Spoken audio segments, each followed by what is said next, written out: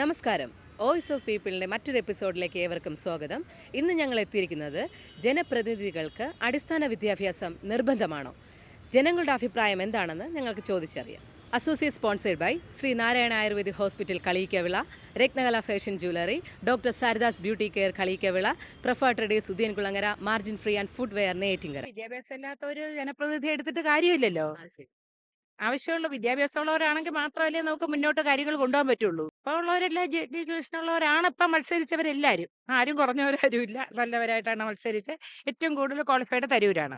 അല്ല, ക്വാളിഫിക്കേഷൻ വേണമെന്ന് ആവശ്യമില്ല. പക്ഷെ അവർക്ക് നല്ല മനസ്സുണ്ടെങ്കിൽ മതി. മാത്രം മതി. അതെ, നല്ല മനസ്സുണ്ടെങ്കിൽ അല്ല, പഴയത് ജനങ്ങൾക്ക് നല്ലത് ചെയ്യണമെന്നുള്ള ചിന്താഗതി. പണ്ടത്തൊക്കെ ഞാൻ തമിഴ്നാടാണ് ശരിക്കും.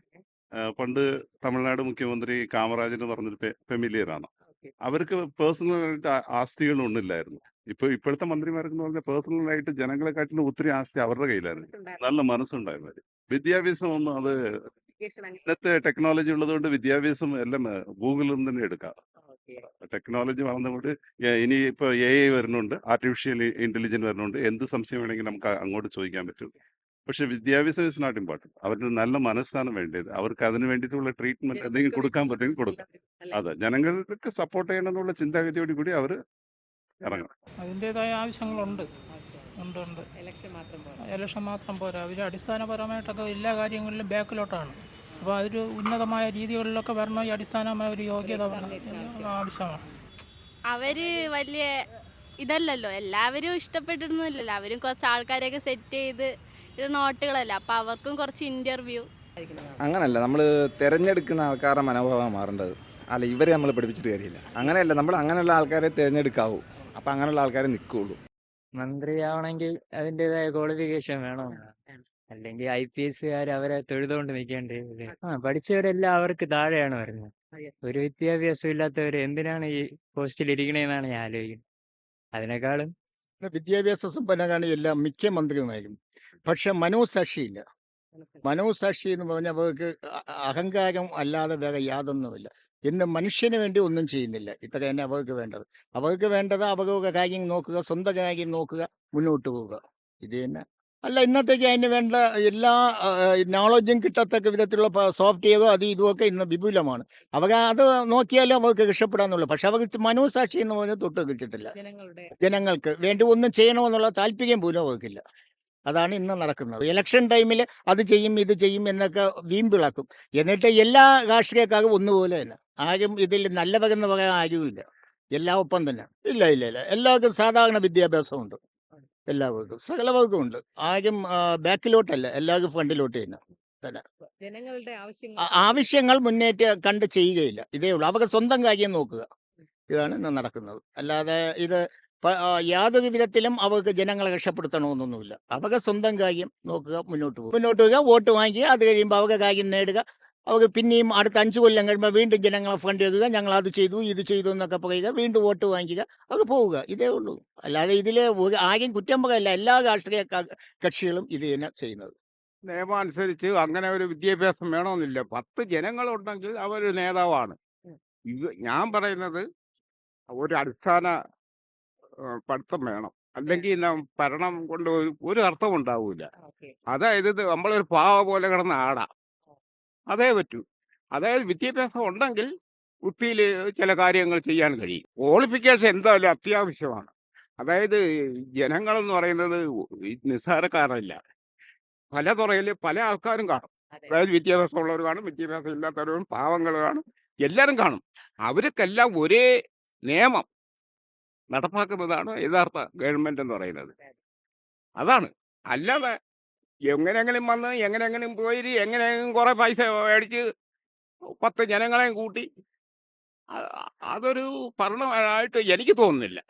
ക്വാളിഫിക്കേഷൻ വേണം. വേണം. Basic വേണം, അല്ലേ? ബേസിക് വേണം. വേണം. അത് തന്നെ. എന്നാലേ നിൽക്കാൻ സമ്മതിക്കാവൂ. അതെ, അതെ. അതാണ് വേണ്ടി ഈ എന്നാ നമ്മുടെ സൈസം. സമൂഹം രക്ഷപ്പെടും. എന്നാ പിന്നല്ല, വിദ്യാഭ്യാസമുള്ള ആളുണ്ടെങ്കിൽ നല്ല ഭരണമായിരിക്കും. നല്ല രീതിയിൽ Correct. ജനങ്ങളെ നോക്കും. ഓരോ ജനാധിപത്യത്തിനും നമ്മുടെ അവരവരെ ഇഷ്ടങ്ങളാണ് വോട്ടിടുന്നതും അതിൻ്റെ പക്ഷേ നമ്മളൊരു നമ്മുടെ വിശ്വാസമാണ് നമ്മുടെ വോട്ടിൻ്റെതായിരുന്നാലും അതെല്ലാം. അപ്പം നമ്മൾ അവരെ വിശ്വാസം നമ്മൾ അർപ്പിച്ചിട്ടാണ് നമ്മൾ വോട്ട് ഇടുന്നതും. അവർ നാളെ നമുക്ക് എന്തെങ്കിലും ഒരു ഉപകാരം നമുക്ക് അതിൽ നിന്നുണ്ടാകും എന്നുള്ളൊരു വിശ്വാസം. ആ വിശ്വാസം തന്നെയാണ് നമ്മൾ പാർട്ടി ആയിരുന്നാലും അവരിൽ നമ്മൾ അർപ്പിച്ച് ഓരോ കാര്യങ്ങൾ ചെയ്തത്. അത് അവർ തിരിച്ച് നമുക്കത് തന്നില്ലായെങ്കിൽ അവർ സ്വാഭാവികമായിട്ടും മനുഷ്യ റിയാക്ഷൻ ഉണ്ടാവും. അപ്പോൾ അതിന് നമ്മൾ ജനങ്ങളെ കുറ്റം പറഞ്ഞിട്ട് കാര്യമില്ല. വിദ്യാഭ്യാസം തന്നെ നമുക്കൊരു വിദ്യാഭ്യാസം എന്ന് പറയുന്നത് അത് ഒരു ഇത് മേൽക്കൂട്ടുള്ളതാണ്. പക്ഷേ പലർക്കും പല ഇതിൽ വിദ്യാഭ്യാസം ചിലപ്പം കൊണ്ട് ഇതായിട്ട് വരാൻ പറ്റിയില്ലെന്ന് വരാം. ചിലപ്പം ആ ഒരു ഇതൊക്കെ മനുഷ്യൻ്റെ ഓരോ നിലനിൽപ്പാണ്. അത് ചിലപ്പം ക്വാളിഫിക്കേഷൻ അത്ര എടുക്കാൻ പറ്റില്ല. പക്ഷേ വിദ്യാഭ്യാസം ഇതിൻ്റെ കൂടെ നമുക്ക് കണക്കിലെടുക്കാം. വിദ്യാഭ്യാസം വേണം. വിദ്യാഭ്യാസം ഇല്ലാതെ നമുക്കത് ജനങ്ങളെ നയിക്കാൻ പറ്റില്ല. ആരായിരുന്നാലും ശരി നല്ല അറിവുണ്ടാവണം. അറിവില്ലാതെ പിന്നെ പഠിച്ചിട്ട് കാര്യമില്ല. ഈ ജനത്തിനെ നിയന്ത്രിക്കുന്ന ആൾക്കാരെ അപ്പം ജനങ്ങളാൽ തിരഞ്ഞെടുക്കുന്ന ആളല്ലേ മന്ത്രി. അപ്പം മന്ത്രിക്ക് അത്രത്തോളം സാമാന്യ വിദ്യാഭ്യാസം വേണം. ഇത് ഭരിക്കാനുള്ള ആൾക്കാരിൽ ഈ IPS IAS ഒക്കെ വച്ചിരിക്കുന്നത് അത് തന്നെ ഒരു എക്സാമിനേഷൻ അല്ലേ? ജനങ്ങളെ തിരഞ്ഞെടുക്കുന്ന ഒരു എക്സാമിനേഷൻ അല്ലേ? വരും തലമുറയാണ് ചിന്തിക്കാനുള്ളത്. മന്ത്രിമാർക്ക് വിദ്യാഭ്യാസം വേണം, മന്ത്രിമാർക്ക് ക്വാളിഫിക്കേഷൻ വേണം. കളക്ടർ ഒരു IAS പഠിക്കുന്ന ഇവിടെ ഹൈദരാബാദിലൊക്കെ ആയിരിക്കും കാശ് കൊടുത്തിട്ട്. ജനങ്ങളാൽ തിരഞ്ഞെടുക്കുന്നതാണ് മന്ത്രിമാർ. മനസ്സിലായില്ലേ? അവർക്ക് വിദ്യാഭ്യാസമുണ്ടോ വിദ്യാഭ്യാസം എന്നുള്ള ജനങ്ങളാരും അറിയുന്നുണ്ടോ? ഇല്ല. ഇത് ഞാൻ പറഞ്ഞ ലാസ്റ്റ് പറഞ്ഞ ഒരു ഡയലോഗ് നല്ലതാണ്. മനസ്സിലായില്ലേ? ബേസിക് ക്വാളിഫിക്കേഷൻ വേണം. ബേസിക് ക്വാളിഫിക്കേഷൻ വേണം. അത് വരും നമ്മുടെ തലമുറ ചിന്തിക്കണമായിരുന്നു. പക്ഷെ ഇനിയുള്ള തലമുറ ചിന്തിക്കണം. പക്ഷെ ആദ്യം നമ്മൾ നോക്കേണ്ടത് നമ്മളെ ജുഡീഷ്യറിയാണ് ആദ്യം നോക്കാനുള്ളത്. ഇന്ത്യൻ ജുഡീഷ്യറി ഇപ്പം രാഷ്ട്രീയവൽക്കരിച്ചിട്ടുണ്ടോ ഇല്ലെന്നുള്ള ആദ്യം നോക്കണം. എല്ലായിടത്തും കൈകടത്തലുണ്ട്.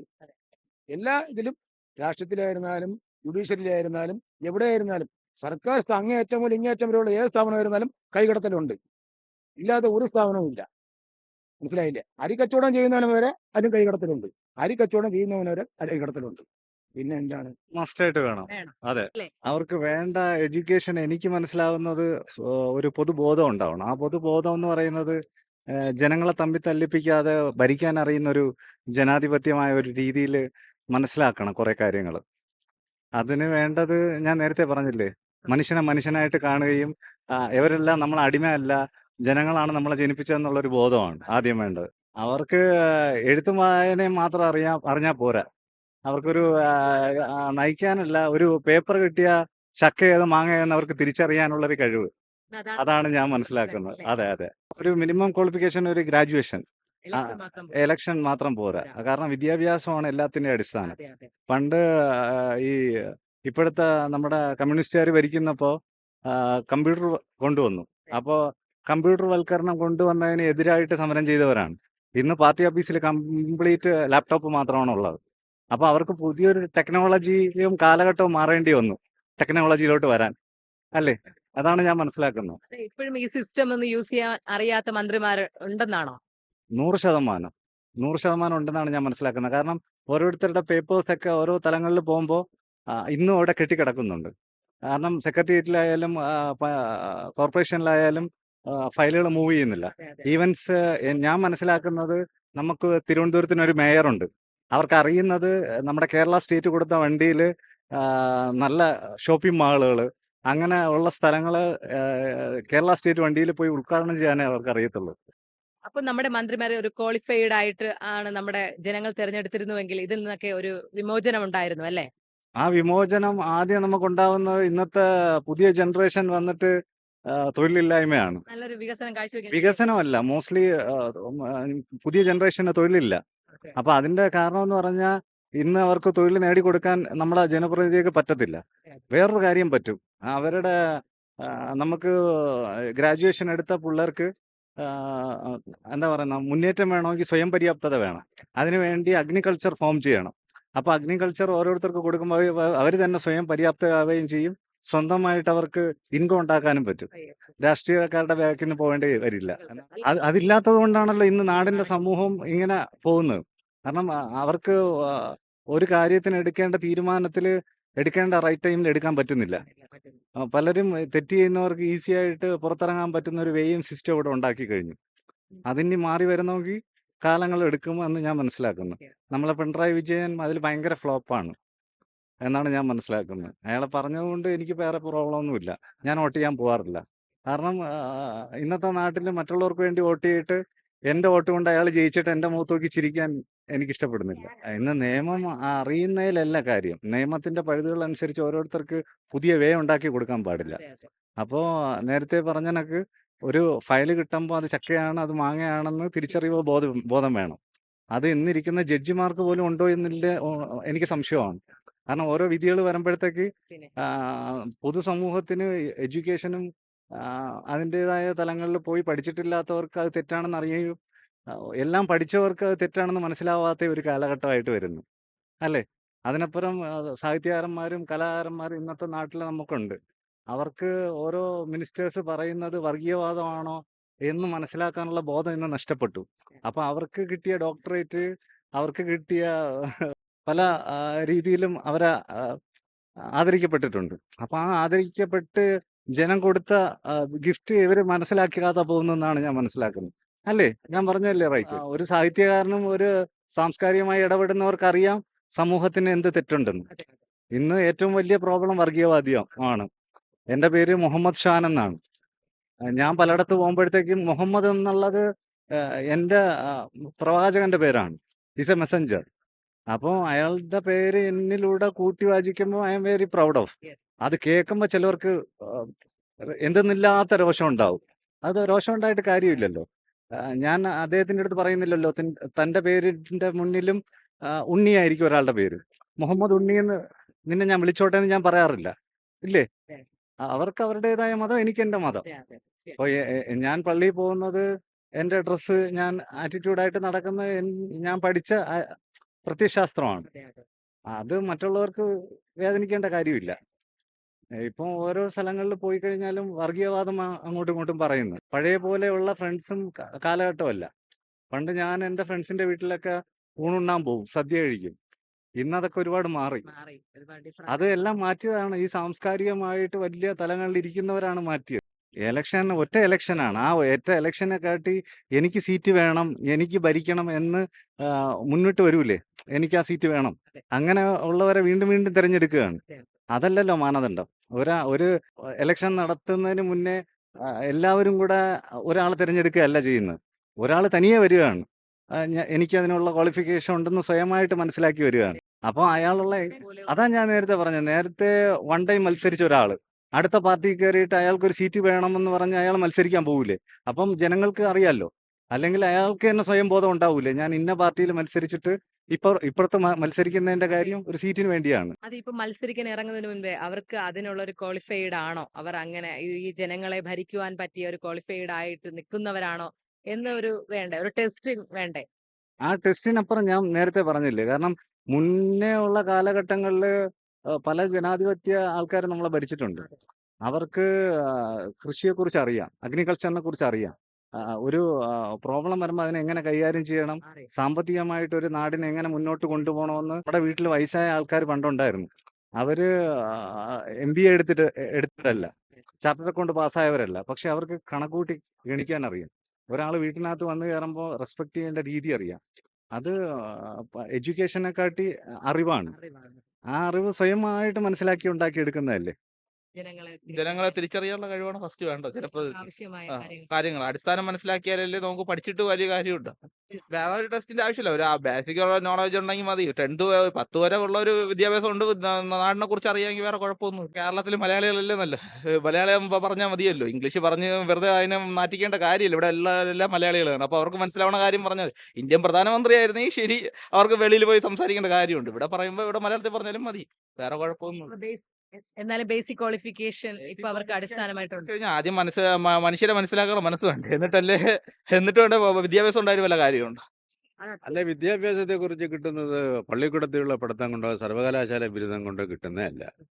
പക്ഷേ വിദ്യാഭ്യാസം വേറൊരു ഘടകമാണ് മനുഷ്യ ജീവിതത്തിന്.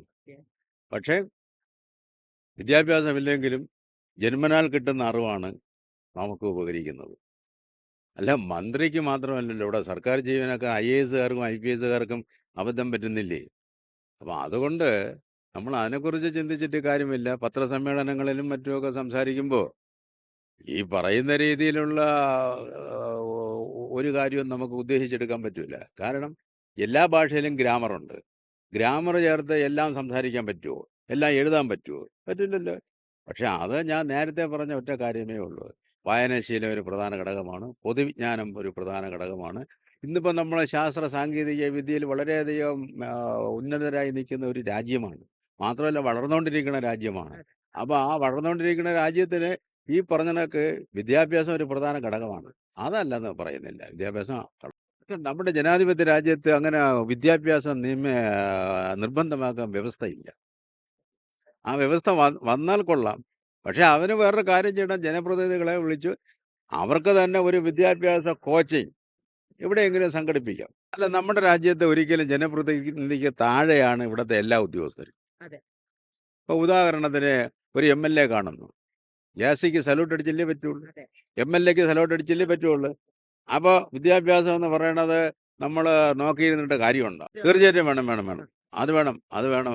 അത് വേണ്ടെന്ന് പറയാൻ പറ്റൂല. ജനങ്ങളെ നയിക്കുവാൻ പറ്റും. അല്ല, അത് പിന്നെ ഒരു ജനപ്രതിനിധിക്ക് അറിവുണ്ടെങ്കിലല്ലേ എന്തെങ്കിലും കാര്യങ്ങൾ പറയാൻ പറ്റുള്ളൂ. അതെ, അതെ. ഒരു അറിവുമില്ലാതെ ഒരാൾ കയറി എന്നാ പറഞ്ഞാൽ എന്തിനാ? ശരി.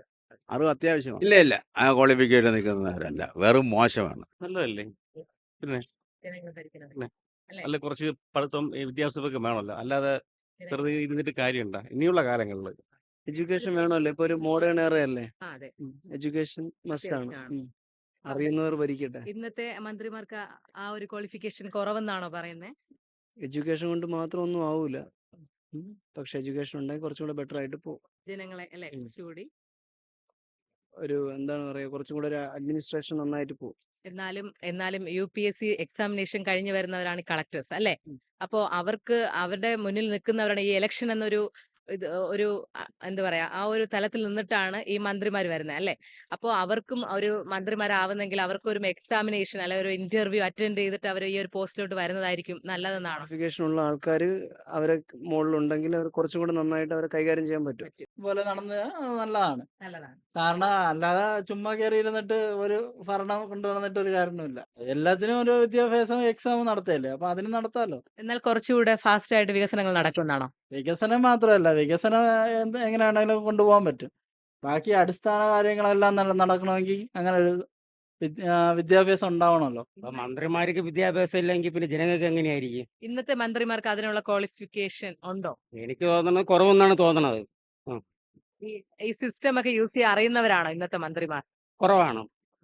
ഉറപ്പായിട്ടും കുറവാണ്. ക്വാളിഫിക്കേഷൻ ആയിട്ടുള്ളവരെ എടുത്താൽ നമ്മുടെ ജനങ്ങളെ നയിക്കുവാൻ കുറച്ചുകൂടെ ബെറ്റർ ആയിരിക്കുമെന്നാണ്. ബെറ്റർ ആണ്. ബെറ്റർ ആണ്. അതാണ്. അതാണ് നല്ലത്. ആദ്യം വേണ്ടത് മന്ത്രിമാർക്ക് വിദ്യാഭ്യാസം വേണം. അവർക്ക് എന്തൊക്കെ എക്സാമിനേഷൻ അവർക്ക് ഇതേപോലെ വിദ്യാഭ്യാസം കൊണ്ടുവരണം. അതിൽ വേറെ IAS IPS ഒക്കെ ഇരിക്കില്ലേ, അതേപോലത്തെ ഇത് കൊണ്ടുവരണം. കൊണ്ടുവരുമ്പോൾ അവർക്ക് കുറച്ച് ബ്രില്യൻ്റ് ആവും. വിദ്യാഭ്യാസം മസ്റ്റാണ്. ആദ്യം ഒരു ടെസ്റ്റാണ്, ജനങ്ങളെ അറിയാനുള്ള ടെസ്റ്റുമാണ്, അതാണ് ജനങ്ങളെ മനസ്സിലാക്കാനുള്ള ടെസ്റ്റുമാണ്. അതാണ് ടെസ്റ്റ്. ഒരു ജനപ്രതിനിധി അത്യാവശ്യ ടെസ്റ്റ് എന്ന് വെച്ചാൽ അതാണ്. അതല്ലല്ലോ, ജനങ്ങളെ മനസ്സിലാക്കണം, നാടിനെ മനസ്സിലാക്കണം. എന്നാൽ നമ്മുടെ എങ്കിൽ മാത്രമേ ജനാധിപത്യം ശരിയാവൂ. എക്സാമിനേഷൻ അല്ല, അടിസ്ഥാന വിദ്യാഭ്യാസം വേണം. നിർബന്ധമാണോ? നിർബന്ധമാക്കണം. നിർബന്ധമാണ്. ആക്കണം.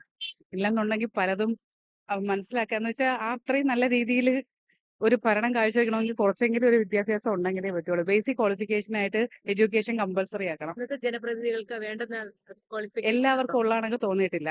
ഇല്ല. സിസ്റ്റം ഒന്നും അറിഞ്ഞുകൂടാത്ത ആ അങ്ങനെയുള്ളവരുണ്ട്.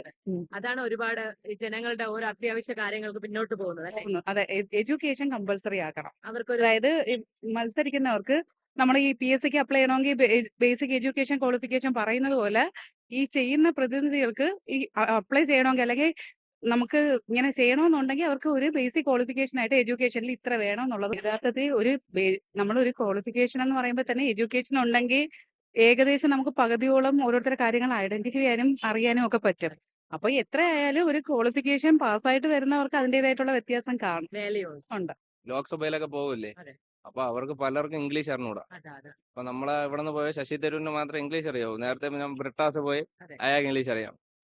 ബാക്കി ആർക്കും അറിഞ്ഞൂടാ, അവരാരും മിണ്ടത്തോലും ഇല്ല ലോക്സഭയിൽ. അതുപോലെ നമ്മളെ ഒരു ക്വാളിഫിക്കേഷൻ ഉണ്ടെങ്കിൽ നമുക്ക് നമ്മളെ കേരളത്തിൽ നിന്ന് പുറത്തോട്ട് പോകുമ്പോൾ അവർക്ക് എന്തെങ്കിലും സംസാരിക്കാനോ നമ്മളെ രാജ്യത്തിന് വേണ്ടി എന്തെങ്കിലും പറയാനേ പറ്റുള്ളൂ. അപ്പൊ അതൊരു ബോർഡർ ലെവലാണ് നമ്മുടെ ജനപ്രതിനിധികൾക്ക് വിദ്യാഭ്യാസം അത്യാവശ്യമാണ്. ക്വാളിഫിക്കേഷൻ അത്യാവശ്യമാണ്. UPSC എക്സാം കഴിഞ്ഞവരാണ് കളക്ടേഴ്സ് അല്ലേ? അപ്പൊ അതുപോലെ ഇവർക്കും ഒരു എക്സാമിനേഷൻ കൊണ്ടുവന്നാൽ വളരെ നന്നായിരിക്കും. കാരണം ഇവർക്ക് പലർക്കും നമ്മളെ ഒരു എന്താണ് ഒരു എഡ്യൂക്കേഷന്റെ ഒരു ബേസ് പോലും ഇല്ലാതെ പലരും നമ്മുടെ രാഷ്ട്രീയത്തിൽ അതെ തീർച്ചയായും നമ്മളെ ബേസ് പോലും ഇല്ലാതെ അറിയാത്തവര്. അവർക്ക് എന്താ ഫോൺ യൂസ് ചെയ്യാനോ അല്ലെങ്കിൽ അവർക്ക് ഇപ്പോൾ ഒരു ഇമെയിൽ അയക്കാനോ അല്ലെങ്കിൽ ഒരാൾ എന്തെങ്കിലും പറയുമ്പോൾ നമുക്ക് എന്തെങ്കിലും ചെയ്തു കൊടുക്കാനുള്ള ഒരു കമ്മ്യൂണിക്കേഷന്റെ ലെവൽ പോലും അവർക്കില്ല. അപ്പൊ അതൊരു വളരെ അത്യാവശ്യമായ ഒരു കാര്യമാണ്. അപ്പോ ഇനി വരുന്ന ജനപ്രതിനിധികൾക്ക് ഇങ്ങനെ ഒരു ടെസ്റ്റിംഗ് ഒക്കെ വെച്ചാൽ അതിപ്പോ നമ്മുടെ ഇപ്പൊ യുവത്വം നമ്മുടെ ഏജിലുള്ള ആളുകൾ വന്ന് രാഷ്ട്രീയത്തിലോട്ട് വരുമ്പോൾ അവർക്ക് എഡ്യൂക്കേഷനും അവർക്ക് ഒരു ലെവലും ഒക്കെ ഉണ്ട്. അങ്ങനെ വന്നു കഴിഞ്ഞാലേ ഇനി വരുള്ളൂ. ഇനി ഇവരൊക്കെ പഠിച്ചിട്ട് ഇനി ഏത് കാലമാണ് ഈ എക്സാം ഒക്കെ എഴുതിയെടുക്കാൻ? ഇവർക്കൊന്നും ഇനി നടക്കുന്ന കാര്യമല്ല. പൊതുജനങ്ങൾക്ക് നല്ല പാർട്ടികളായിരിക്കണം, നല്ല മന്ത്രി ആയിരിക്കണം.